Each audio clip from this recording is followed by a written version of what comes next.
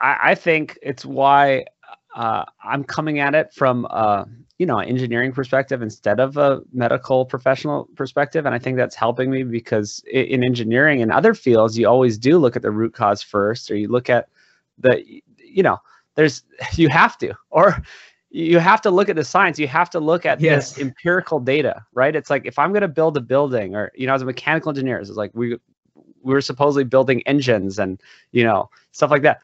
You have to look at the real data. You can't just say, oh, because everyone says that salad is healthy, we're just going to assume that salad's healthy. If you did that, you'd have an engine that didn't work. You have to be like, okay, what is the real things here? How does this really work? Right. What?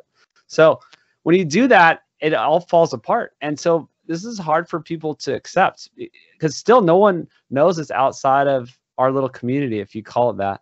I talk to people all the time that are supposedly healthy or they're into the nutrition world, and I think they kind of get it, and then I talk to them and they still don't get it. They're still just like, well, yes, but we know that the plant-based is the best. I was like, no.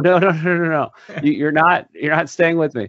Like, you've just been taught this. Like, where is your do you want to open up the data? Like, we can open up the data tables like you're talking about when you're comparing fruits and vegetables with the empirical data. You look at how much calcium, how much iron, how like if you're just looking in the data table. And then also the bioavailability. Like, you can have spinach which has supposedly a ton of calcium, but then none of that gets absorbed because of anti-nutrients and stuff like that. That's the next level.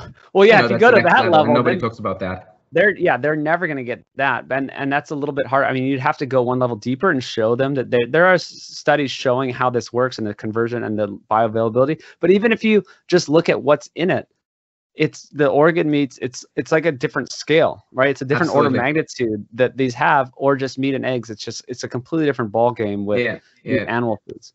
Yeah, it's like already we're touching